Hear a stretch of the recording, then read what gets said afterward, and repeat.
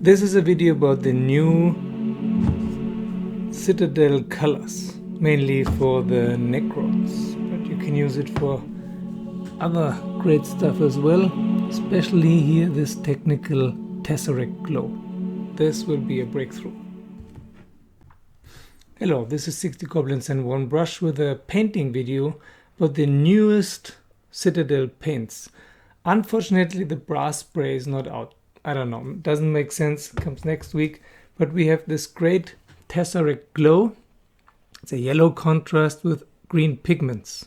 You have to shake it really well, and then you have a light green, which will replace this. Before you got these green pieces of plastic, but now you have to paint it. And here I always used mood green, for example, but now with Tesseract yellow, Tesseract Glow, it's much lighter than Hexwraith Flame. Yeah, it's much lighter than Hexwraith Flame. Or even Warpstone Glow, which is even darker. So I had this great Tesseract vault standing around for quite some time. I mainly play Age of Sigmar, but I have a Tyrannid and Necron army as well, and of course the 4 demon armies, which you can play in both games. So I have this Tesseract vault half finished standing around, and of course in the middle you have this shard of the Kartan, which needs to be glowy. I thought about painting it yellow and then put some Hexwraith Flame on it, but no, we will try this one. This is exactly what it's for. The weapons and things like this. It's a very interesting consistency. The green pigments in the yellow are pooling in the recesses. So it will really, it's a double color. Very, very nice. Okay, that looks quite nice. Just with as with the contrast colors, you have to avoid pooling. So either you while it's drying, it looks to me like a color that takes a while to dry. You turn it around all the time, or you take away the pooling at the bottom now and then. Otherwise, it looks very, very promising. Very happy with it. It's very easy to spread around, very easy to use, and very effective. Great color, great paint. Yeah. Okay, let's let it dry, then put it back in the vault where it belongs to. And let's have a look at the other colors meanwhile. We have a base color, Runelord Brass, and a layer color, Canoptek Alloy. It's a little bit similar to Sycorax Bronze, but here both of these colors, there are some red pigments.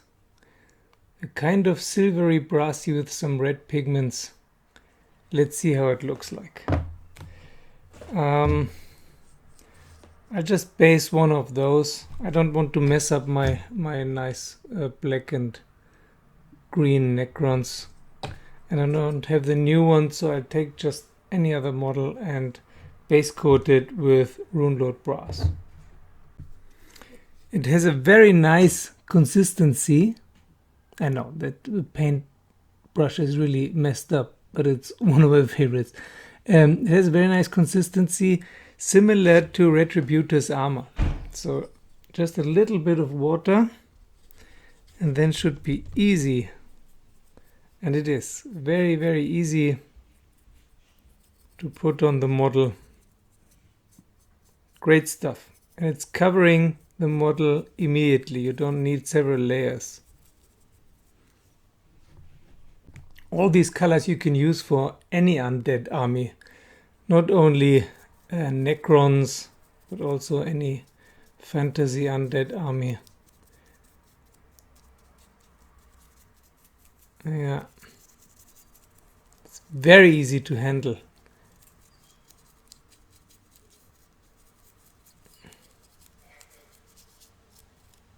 Yeah. So in no time, I've based this model in Runelord Brass. Now the light problem again, because it's not in the night. The camera doesn't like daylight.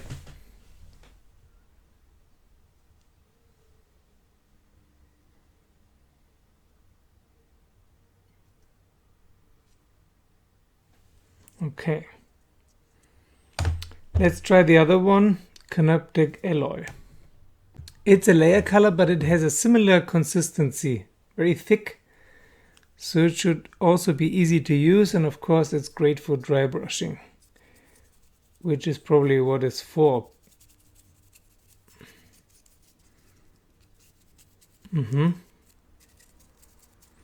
Yeah. In the old days, Citadel had this very good metal colors like lead belcher and so on. And they stopped producing them and they got kind of watery. And then Retributor armor came, which is the best gold. And now these two colors, they're the same quality as the old metal colors and Retributor armor. So this is a little bit darker, this is the base color, and this is a little bit silver, more silvery. That's the layer color. Yeah. So they're both quite beautiful. They're very similar. Actually, they're very similar. The darker one is a little bit more red. A tiny bit darker, but actually it looks like silver with a little bit brass and red. And it's shiny. It's almost like one of these chameleon colors by Green Stuff World. Yeah, I've praised the color shift metal colors by Green Stuff World a lot. They're really great. I use them for the Idoneth Deepkin a lot because it has this reptile-like effect. You can also use it very well for Seraphon. They have a color shift effect. Several colors in one color. And this is similar. This is very similar. I don't think you can see it on the camera. I will make a photo later and put it at the end of the video. But this is more than one color. It's, I think, Citadel has entered the color shift era. Very promising. Now let's have a look at the last color, Cryptic Armourshade Gloss. And also let's compare it with Agrax Earthshade Gloss and Gulliman Flesh. They all look very similar. Let's see what the difference is. Okay, let's use a wing like this. The top color is that Cryptec shade armor. What's it called? Cryptic armor shade. So it's very dark and has a little bit of a, yeah, I would say it's like Mournfang fur. What's it called? So it fits very well, of course, with the bronze color. The second, very light one, that's Agrax Earthshade Gloss. The third, which is much redder here, that's Gulliman Flesh contrast. And here, this one you cannot almost see. It's very light, also reddish. It's a Reichland Fleshshade Gloss. So this is very different. The Cryptic Armourshade Gloss, there's much more color inside. It's not just a shade. Let's apply it onto the two models. So you have to be very careful. It's very dark. See the difference here? This is the Cryptek Alloy with the, I can't remember the name, Cryptic Armourshade Gloss on the shield only. And this is the Runelord Brass with the Cryptic Armourshade on the bottom half of the figure, of the miniature. So it's really dry, really dark, and really makes it brassy afterwards. So you have to dry brush afterwards. Okay, let's have a look at some pictures. So here you can see the Tesseract Glow on the Catan and the Catan back in its Tesseract Vault cage. Here the Canoptek Alloy on the left and the Runelord Brass on the right. On the left the shield is shaded with a Cryptic armourshade gloss, and on the right the bottom half of the miniature. And here you can see the difference very well. Now on the left the Runelord Brass and on the right the Canoptek Alloy. And here on the wing, on the top is Cryptic armourshade gloss, then Agrax Earthshade gloss below, then Gulliman flesh below, and then Raglan flesh shade gloss below. So I'm very happy with these 4 colors. You can use them for all undead armies, but for the Necrons, of course, it's wonderful. And I'm very much looking forward to the brass spray also. So thank you for watching. Thank you for subscribing, and see you very soon. And of course, I want to know what you think. Please leave in the comments below your opinions about these colors.